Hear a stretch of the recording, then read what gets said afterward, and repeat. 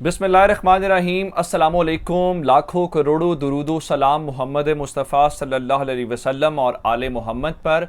मैं हूं उमर दराज गोंदल और आप मेरा फेसबुक और यूट्यूब चैनल देख रहे हैं। मैं आपको आज सबसे बड़ी खबर देने वाला हूं कि आप सिकंदर सुल्तान राजा की छुट्टी समझे, लेकिन उससे पहले एक लेटेस्ट खबर देना चाहता हूं क्योंकि आजकल इमरान खान साहब के लिए बहुत सारी खुशखबरियां आ रही हैं। कल मैंने आपको पंजाब असम्बली से बताया था कि स्पीकर का इलेक्शन पाकिस्तान तहरीक इंसाफ जीत गई है। फिर रात को दूसरी खुशखबरी आ गई कि डिप्टी स्पीकर दोस्त मजारी को भी हटा दिया गया है। अब तीसरी खुशखबरी सुन लें, फिर बाकी खबरों की तरफ चलते हैं। पाकिस्तान तहरीक इंसाफ को जब वजीर आला के इलेक्शन हराना था तो हमने बहुत सुना कि जरदारी पाकिस्तान की सियासत का एक्सपर्ट है, एक जरदारी सब पे भारी, इस किस्म की बहुत सारी बातें सुनी। लेकिन एट द एंड मैंने आपको कहा था कि पाकिस्तान की सियासत में इमरान खान से ज्यादा इस वक्त किस्मत का धनी कोई शख्स दिखाई नहीं दे सकता। आज पहला मुकाबला था पंजाब के अंदर जरदारी की पार्टी का और इमरान खान की पार्टी का। लेकिन आप हैरान इस बात के ऊपर होंगे कि जरदारी साहब की जमात मैदान छोड़ के ही भाग गई है। एक तो होता है ना कि आप मुकाबला करें, उसमें शिकस्त जीत तो एक की होनी होती है ना, एक जीतता एक हारता, लेकिन वो एक ग्रेसफुल चीज होती है। लेकिन आज पाकिस्तान पीपल्स पार्टी मैदान छोड़ के भाग गई। वो खबर क्या है? खबर यह है जी, डिप्टी स्पीकर का इलेक्शन आज होना था। आज से मुराद यह है कि आज शाम 5 बजे का वक्त रखा गया था कि कागजात नामजदगी जमा करवाए जाएं। मैंने आपको बता दिया था कि वासिक क़यूम अब्बासी जो रावलपिंडी से नौजवान रहनुमा है, नौजवान MP हैं, उनको पाकिस्तान तहरीक इंसाफ ने नॉमिनेट किया था, तो उन्होंने तो कागजात नामजदगी जमा करवा दिए थे। लेकिन नून लीग ने और पीपल्स पार्टी जो भी उनके इत्तेहादी हैं, उन्होंने अली हैदर गिलानी जो यूसुफ रजा गिलानी के साहबजादे हैं, उनको नॉमिनेट किया था और कागजात नामजदगी हासिल कर लिए थे। लेकिन शाम 5 बजे तक उन्होंने जमा नहीं करवाए, जिसके बाद पाकिस्तान तहरीक इंसाफ डिप्टी स्पीकरशिप जो है वो बिला मुकाबला जीत गई है। और क्यूम जो वासिक हैं वो मिलने गए, अली हैदर गिलानी को मुबारकबाद दी। तो जैसे ही मीडिया के अंदर खबरें आई तो उसके बाद ये रौला डाल दिया गया और ये तमाशा शुरू कर दिया गया, हमने बायकॉट कर दिया था, कल इलेक्शन फ्री एंड फेयर नहीं हुआ था तो इसलिए हम तो इसके बायकॉट की जानिब चले। यानी यार, मुकाबला तो कर लेते, इस तरह मैदान छोड़ना तो कम से कम कोई अच्छी बात नहीं है। अब आ जाइए दूसरी खबर असल की तरफ, जो बड़ी खबर है जिसको मैं अदले का बदला कह रहा हूं। आज पाकिस्तान तहरीक इंसाफ ने एक चार्जशीट जारी की। उन्होंने गिन के वो मौके बताए जहां पे चाहे वो सुप्रीम कोर्ट के अंदर ये कहना हो कि जनाब हमें इलेक्शन हम अक्टूबर से पहले नहीं करवा सकते, डस्का के अंदर तो आप री इलेक्शन करवा दें, वो 20 पोलिंग स्टेशन का मसला हो, लेकिन आप PP07 के अंदर री पोल ना करवाएं जहां पे सिर्फ कोई 50, 60, 70 यानी 100 से भी कम वोटों का मार्जिन हो। लेकिन अदले का बदला हो गया। पाकिस्तान तहरीक इंसाफ ने chief election commissioner Sikandar Sultan Raja का बोरिया बिस्तर गोल कर दिया। अब उनकी छुट्टी कैसे हुई है, वो प्रोसेस क्या है, वो बड़ी तफसील के साथ। अब जो चीफ इलेक्शन कमिश्नर होता है ना, उसका दर्जा या उसका जो स्टेटस होता है वो हाई कोर्ट के एक जज के बराबर होता है। यानी उसकी अपॉइंटमेंट भी वैसे ही होती है और उसका रिमूवल भी वैसे ही होता है हाई कोर्ट जज की तरह, उसको जॉब सिक्योरिटी है। कल आप जानते हैं कि नून लीग पीपल्स पार्टी इनका डेलीगेशन जाके मिला और ज़ाब्ता अखलाक ये है कि जब पार्टी का एक केस लगा हुआ हो और उसके अंदर 2 फरीकैन हो तो उसमें से अगर एक फरीक से आप जज साहब भी मिल लें तो इसका मतलब ये होता है कोड ऑफ कंडक्ट की खिलाफ वर्जी की गई है।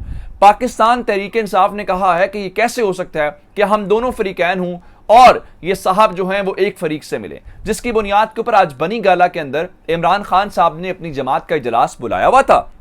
उस इजलास के अंदर उन्होंने फैसला किया कि अब सिकंदर सुल्तान राजा का खेल खत्म किया जाए, क्योंकि पहले वो ये कह रहे थे कि हमें, जिस तरह खान साहब ने विक्ट्री स्पीच में भी कहा कि हमें आपके ऊपर एतमाद नहीं है, वो कह रहे थे कि जनाब आप क्या करें कि आप इस्तीफा दे दें। लेकिन जिनको ओहदा मिला हो, मनसब मिला हो, फिर शरीफ खानदान का दस्ते शफकत भी हो, तो वो छोड़ के क्यों जाएंगे? असल इंपॉर्टेंट बात तो ये है। तो पाकिस्तान तहरीक इंसाफ भी कच्ची गोलियां तो नहीं खेलेंगी। मैंने आपको बार बार बता रहा हूं कि खान साहब शहबाज शरीफ के इस्तीफे की बात नहीं कर रहे, निगरान सेटअप की बात नहीं कर रहे। उसकी वजह क्या है? उसकी वजह यह है कि फंसते जा रहे हैं, हर गुजरता दिन इनको डैमेज कर रहा है, खान को सपोर्ट कर रहा है। अब मैं आपको बताऊं कि खान साहब की वजीर आजम हाउस में वापसी की बुनियाद पहली क्या पड़ी है? आप कहेंगे पंजाब हुकूमत पड़ गई है, आप कहेंगे खैबर पख्तूनख्वा हुकूमत है, वो सारा कुछ होगा।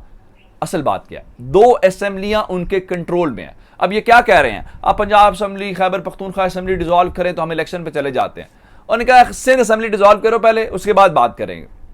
अब हुआ क्या?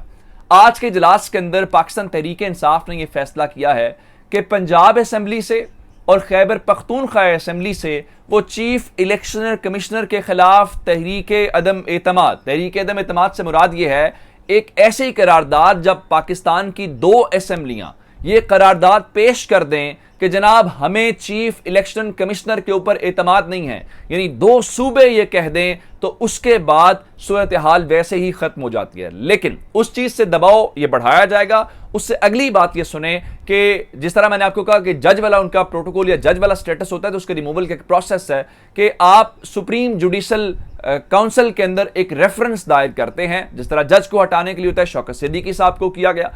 अब सिकंदर सुल्तान राजा के खिलाफ पाकिस्तान तहरीक इंसाफ ने सुप्रीम जुडिशल काउंसिल के अंदर रेफरेंस दायर करने का फैसला कर लिया है। वो रेफरेंस किस बुनियाद के ऊपर दायर किया जाएगा? एक तो उनका ट्रैक रिकॉर्ड जो है कि वो बायस्ड हैं और वो उस तरह से फैसले नहीं कर पा रहे जिस तरह से फैसले होने चाहिए। दूसरे नंबर के ऊपर चल के उन्होंने कोड ऑफ कंडक्ट की खिलाफ वर्जी की है, और कोड ऑफ कंडक्ट की खिलाफ वर्जी इस तरह से की है कि वो हुक्मरान इत्तेहाद से मिले हैं जो खुद इस केस के अंदर पार्टी हैं। और इस हुकूमत के हवाले से मैं आपको ये बात बता दूं कि इनकी मुश्किलात में इजाफा होता जा रहा है। कल जजेस वाला मामला आपने देखा, इन्होंने उसको मुतनाज़ा बनाने की कोशिश की, लेकिन चीफ जस्टिस ने 2 घंटों से ज्यादा की ऑडियो जारी करके इनका केस उड़ा दिया। अब कल के बाद से जियो पे भी खामोशी है, बाकी चैनल्स के ऊपर भी खामोशी है, क्योंकि अब आप करें ना, अब आप जो एक तरफा प्रोपेगेंडा कर रहे थे। अब मैं आपको एक और खबर दे देता हूं। खबर यह है कि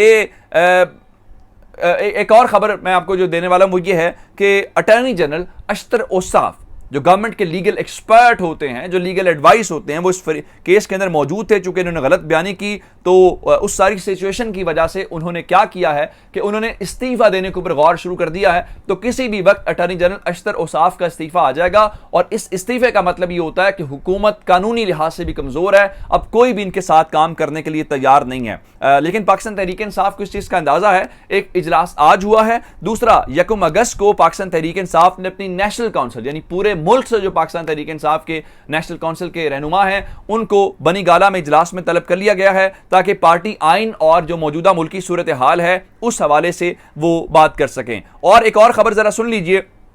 वो खबर यह है कि राना सनाउल्लाह की बारी आ गई है। राना सनाउल्लाह की बारी कैसे आ गई है? चूंकि वो कहते थे कि हम ये बनी गाला का घेराव और बहुत कुछ किया, और तहरीक इंसाफ ये कह चुकी है कि हम इनका पंजाब में दाखिला बंद कर देंगे। आज फवाद चौधरी ने ये कहा है कि देखें, हम ये गारंटी दे सकते हैं कि जो राना सनाउल्लाह में इस्लामाबाद से पंजाब में दाखिल हो जाएंगे, लेकिन पंजाब से वापस इस्लामाबाद जाने की हम उनको कोई गारंटी नहीं दे सकते। जिसका मतलब यह है कि पाकिस्तान तहरीक इंसाफ उनकी गिरफ्तारी का सोच रही है। ये इमरान खान को गिरफ्तार करना चाहते थे राना सनाउल्लाह। खान साहब तो आज भी मकामी अदालत में पेश हुए हैं, जहां पे गद्दारी, तोड़ फोड़ के मुख्तलिफ मुकदमात थे उनके, और वहां पे उनके खिलाफ बाकायदा तौर पर उन्होंने अपनी जमानतें मंजूर करवा ली हैं, अबूरी जमानत उनकी कंफर्म हो गई है। तो अब ये सिर्फ चीखें मार सकते हैं। मिसाल के तौर पे इस वक्त सिचुएशन क्या है? सिचुएशन ये है कि मौलाना फजलुर रहमान हवास बाख्ता हो चुके हैं, क्योंकि सदारत उनको नहीं मिली, हुकूमत हाथ से जाती हुई उनकी दिखाई दे रही है। इमरान खान वापस आ रहे हैं, और फिर ये अवाम का सामना कैसा करें? आज शहबाज शरीफ साहब निकले हैं, और जहां पे बलोचिस्तान के अंदर जिन इलाकों के अंदर सूरत हाल खराब है वहां पे गए हैं,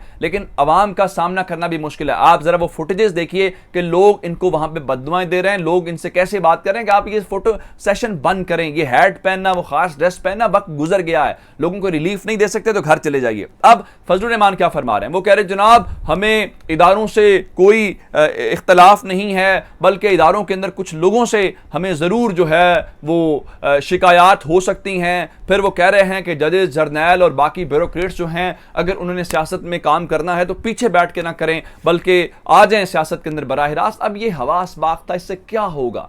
गेम आपके हाथ से सियासी तौर पर निकल गई है, धमकियों से बात नहीं बनेगी किसी और। उसकी वजह क्या है? उसकी वजह यह है कि अवाम आपके साथ नहीं है। जब अवाम किसी के साथ नहीं होते तो फिर दुनिया की कोई ताकत आपको हुक्मरान नहीं बना सकती, ना एस्टैब्लिशमेंट बना सकती है, ना अदलिया बना सकती है, ना मीडिया बना सकता है। अपना बहुत सारा ख्याल रखिएगा। खुदा हाफिज।